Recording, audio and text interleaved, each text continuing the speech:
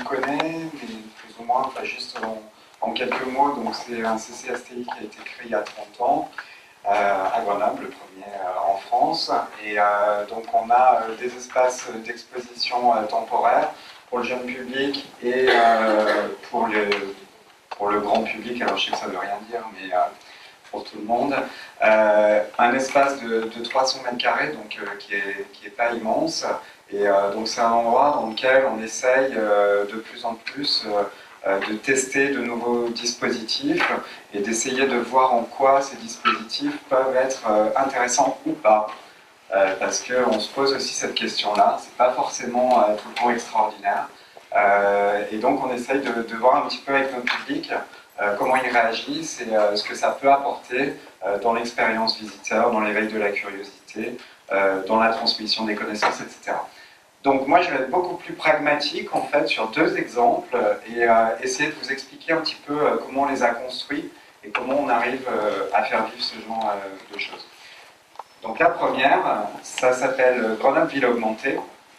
Donc en fait l'idée c'était d'essayer de s'interroger voilà, sur en quoi le numérique peut essayer de transformer un petit peu nos manières de faire de la médiation culturelle et en essayant de créer des partenariats assez originaux à Grenoble avec des gens avec qui on a l'habitude de travailler mais pas forcément de cette manière-là. Donc l'idée ça a été de développer une application de visite culturelle en réalité augmentée sur téléphone portable. Alors aujourd'hui, ça paraît super banal, mais on a fait ça. Alors moi, j'ai toujours un problème avec les dates, mais c'était il y a 2 ou 3 ans, 2 ans, je ne sais plus, 2 ans. Donc en fait, à l'époque, il y avait très peu de choses qui étaient développées de cette manière-là. Donc l'idée, c'était vraiment d'essayer de voir comment un centre de culture scientifique avec des partenaires pouvait s'approprier cet outil-là pour essayer de voir ce qu'on pouvait en faire. Et du coup, s'interroger sur la manière dont on produit les contenus. Donc on expérimente le dispositif grandeur nature pour observer la réaction des usagers et donc produire aussi des données sur les usages de la réalité augmentée qui à l'époque n'étaient pas très développés. Donc effectivement, tout de suite, on est sur un téléphone portable. Là, on parle d'exposition et de numérique dans l'exposition, donc ça peut paraître bizarre parce qu'on n'est pas dans une exposition. On est hors les murs, mais on voit comment le numérique, en fait, dans un centre de culture scientifique, va nous permettre d'agrandir nos murs et de créer de nouvelles aventures, de nouveaux outils en dehors d'un lieu physique, une nouvelle exposition virtuelle, numérique dans la ville. Donc pour faire ça, en fait, on ne le fait pas tout seul. Donc on est forcément présent, c'est CSTI, donc on pilote le projet et on s'occupe des contenus. Donc on implique également l'INRIA, qui est l'Institut National de Recherche en Informatique et en Automatisme, qui eux s'occupent de toute la partie technique, parce que c'est des choses qu'ils ont déjà développées, mais dont ils ne voient pas trop en fait ce qu'ils pourraient faire avec. C'est toujours un petit peu l'idée de certains laboratoires de recherche qui développent en fait des technologies et qui ensuite essayent d'en rechercher des usages. Donc là, l'idée c'était de voir comment des contenus pouvaient être intégrés à ce développement d'outils. L'université Stendhal et le GRESEC, donc pour toute la partie d'études des usagers qu'on va faire au cours de ce travail. Et Play Grenoble, donc l'Office du tourisme, qui nous a aidé aussi sur l'apport des contenus pour mettre dans l'application réalité augmentée. Simplement, un tout petit rappel, je ne sais pas si tout le monde... Enfin, aujourd'hui, la réalité augmentée, c'est bien connu. Simplement, donc c'est rajouter des informations en temps réel dans l'espace à travers un écran, un smartphone, une tablette tactile, quelque chose de ce style. Donc le principe en fait de l'appli, alors je ne peux pas vous la montrer ici parce qu'il y a des problèmes techniques en direct, par contre je l'ai avec moi, donc tous ceux qui seront intéressés après pour le voir plus en détail, je pourrais vous montrer ça sans problème. Donc il y a deux choses en fait dans cette appli. Donc c'est une application en fait où on va se promener dans Grenoble, donc il y a de la navigation en réalité augmentée. Ici vous voyez la flèche qui est sur votre téléphone et qui vous dirige sur des points d'intérêt qui vont être sur un parcours ici que vous faites dans la ville et sur lesquels vous allez pouvoir trouver des informations culturelles par rapport à ces points dans la ville. Donc on arrive ici sur ces endroits qu'on a choisis en fonction d'intérêts patrimoniaux, scientifiques et autres. Et donc sur ces points-là, en fait, on voit des petits points d'information qui apparaissent à certains endroits sur lesquels on va pouvoir trouver des commentaires audio, des images, des films et des textes. Donc l'idée en fait c'est de voilà comment on amène du contenu en fait dans la réalité d'une ville dans un temps donné. Donc cette expérience a été réalisée avec 46 participants, il y a eu 8 visites et donc il y a une enquête qui a été menée. Donc là vous voyez un petit peu les photos in situ des gens qui utilisent ces technologies, avec plein de questions forcément qui sortent. Alors on était là aussi, c'est pareil, les technologies vont tellement vite qu'à cette époque-là, les gens avaient peur de se faire piquer l'iPhone, l'iPad. Aujourd'hui, c'est des choses qui sont un petit peu plus rentrées dans le... C'est des choses qu'on voit un peu plus, donc il y aurait certainement un petit peu moins cette peur.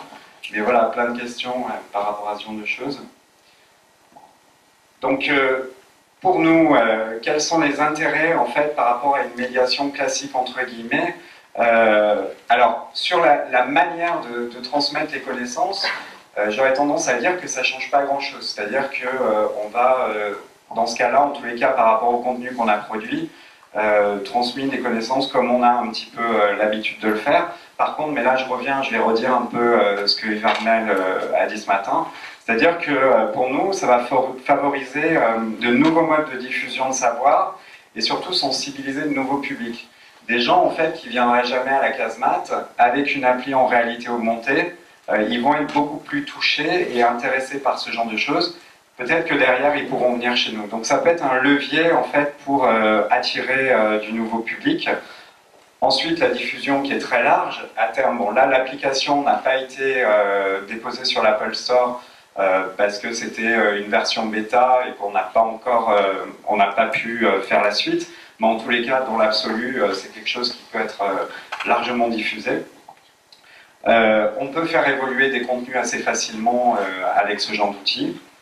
Voilà, et une des grandes choses aussi qui est ressortie de l'enquête qui a été menée par le GRESEC et donc des groupes de travail, il y avait quand même, et il y a toujours la question avec le numérique, de est-ce que ça va détruire des emplois, est-ce que les médiateurs qui font des visites classiques dans les villes vont tous être au chômage, etc. Et de ce que les gens nous disaient dans ces focus groups, c'est que c'était une expérience complètement différente d'une expérience humaine et que l'un n'empêchait pas l'autre et qu'ils ne voyaient absolument aucune concurrence entre ces deux manières de faire de la médiation. Donc voilà un petit peu ce que je peux dire par rapport à cette expérience. Simplement tout ça pour la suite nous a fait réfléchir parce qu'il ressortait aussi par rapport aux gens qui ont testé l'appli, c'est qu'il manquait énormément de ludique, mais bon ça tu en as très bien parlé tout à l'heure. Les aspects contributifs, il faut aussi se mettre dans la tête que nos publics ont envie de contribuer et de laisser des traces et de participer dans toutes ces choses-là en fait. Aujourd'hui, c'est vrai qu'avec les nouveaux médias, les blogs, etc., on a l'habitude de laisser des traces.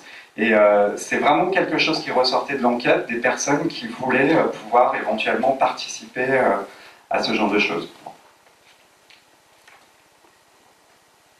Voilà, donc simplement, c'est un petit truc anecdotique en fait, mais quand on est dans la production et la conception comme certains d'entre vous le sont, on est aussi pris dans des choses qui sont de l'ordre du technique, il faut faire quelque chose à un moment donné. On se dit tout le temps il faut que ce soit fun, etc. Mais en fait, c'est pas si simple que ça non plus. Et très souvent, on finit de développer le projet, puis en fait, on se dit ah ouais, mais en fait, on a complètement oublié ce côté-là parce qu'on a été prisonnier d'un contenu. Et ça, c'est vrai qu'Yvarmel, tu en as bien parlé aussi.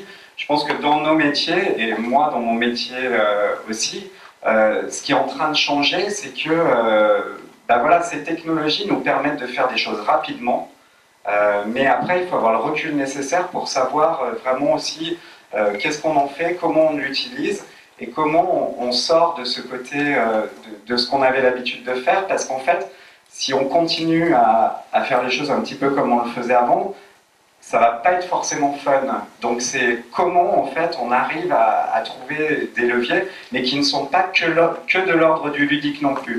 Parce que moi je suis tout à fait d'accord avec l'intervention de la personne tout à l'heure. C'est vrai que les boutons, enfin on a longtemps parlé des boutons dans les expositions, etc.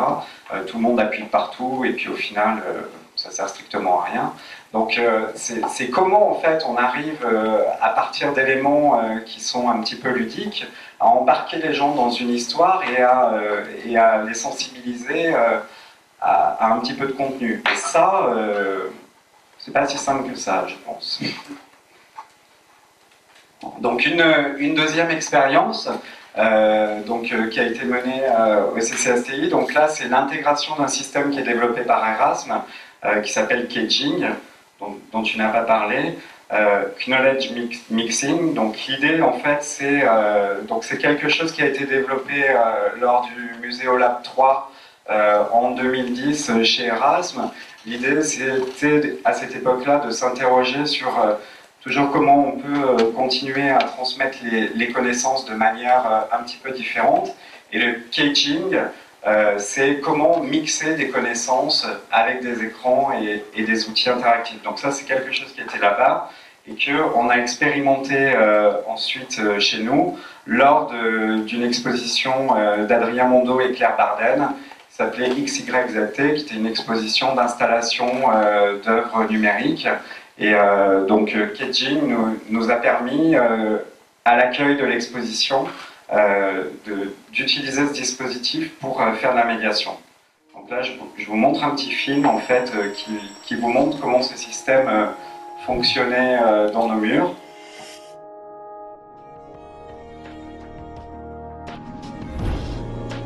Donc on est à l'entrée de l'exposition et on a 3 écrans.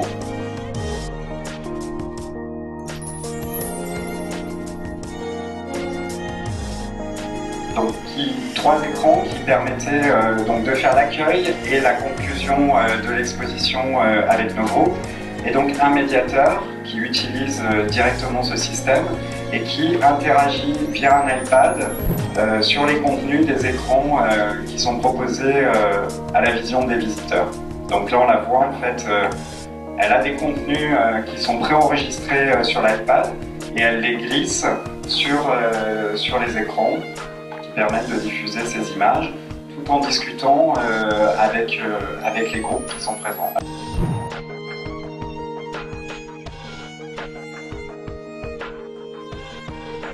Voilà. Et après, là, Adrien Mondeau est quelque chose qui est très artistique de l'ordre du sensible. Et donc là, en termes de contenu, on a travaillé en fait sur la réalité scientifique des contenus présentés par Adrien Mondeau en faisant des parallèles avec des images de la nature, des images scientifiques et également tout un travail sur l'histoire de l'art qui permettait d'essayer de comprendre un petit peu mieux comment Adrien et Claire en étaient arrivés un petit peu là dans leur réflexion.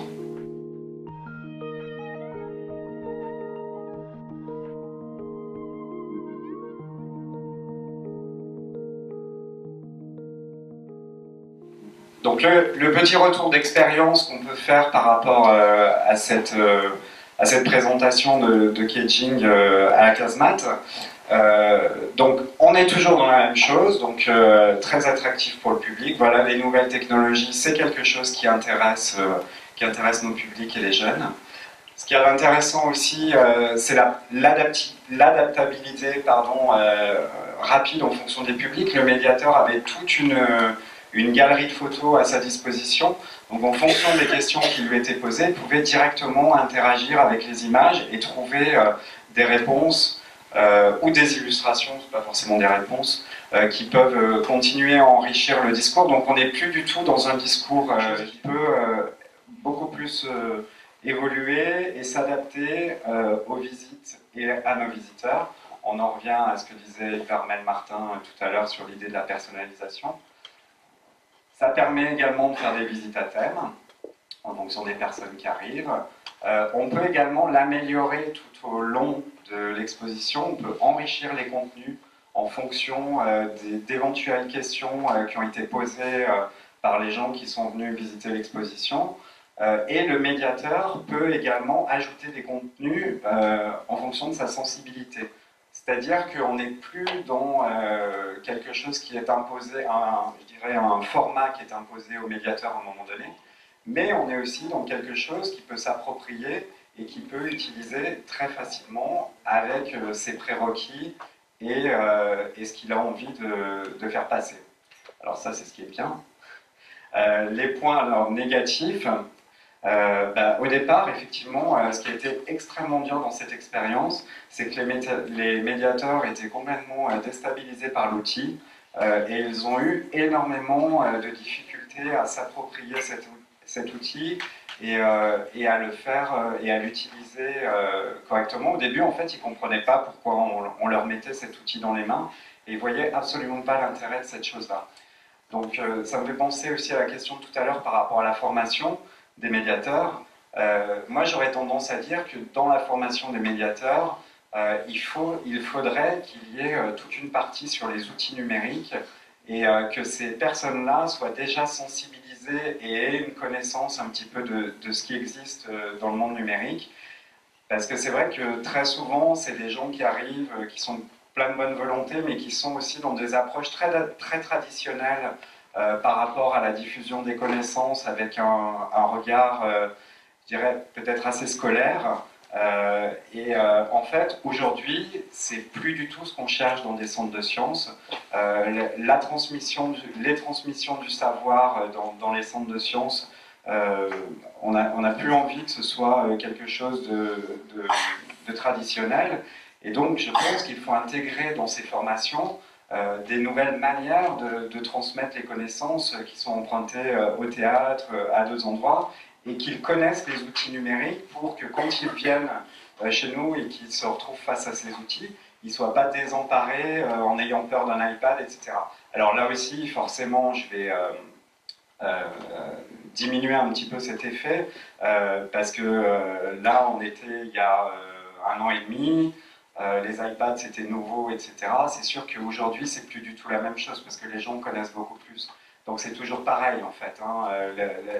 Les technologies rentrent très très vite dans nos vies, donc au début, quand on est dans des choses comme ça, on a un petit peu peur, mais maintenant tout le monde connaît un petit peu les tablettes, etc. Donc c'est plus pareil. Mais je pense quand même que d'ailleurs c'est une question, c'est des choses dont on avait parlé avec le musée des Confluences à un moment donné sur la formation par rapport au numérique des médiateurs, et on se disait la même chose, quoi. On pourra en reparler après. Voilà, et une autre chose aussi, donc là plus en termes d'usage, la complexité en fait d'interagir avec une tablette tactile, des écrans, etc. Donc c'est la multiplicité en fait des supports qui voilà, fait qu'il y a plein de choses à faire en même temps, et du coup ils étaient un petit peu mal à l'aise par moment et ils avaient du mal à tout gérer en même temps. Voilà, et simplement pour finir, et là je reviens sur l'histoire de culture numérique, génération numérique, et c'est un petit peu ce qu'il y avait en filigrane quand je parle de formation, etc. C'est-à-dire qu'aujourd'hui, voilà, moi je suis pas né avec les téléphones portables, j'ai découvert l'ordinateur quand j'étais à l'université, mais c'est plus du tout le cas des personnes qui viennent dans nos lieux de culture scientifique et de culture en général. Donc il faut vraiment avoir ça en tête. Et je pense que pour nos métiers aujourd'hui, si on oublie cette chose-là, on va passer à côté de quelque chose de très très important. Et les jeunes, eux, savent utiliser toutes ces choses-là, ont envie de les utiliser. Donc je pense qu'il ne faut pas avoir peur et il faut essayer vraiment de réfléchir et de voir comment on peut utiliser, détourner ces technologies de manière pertinente dans nos lieux de culture au sens large. Merci.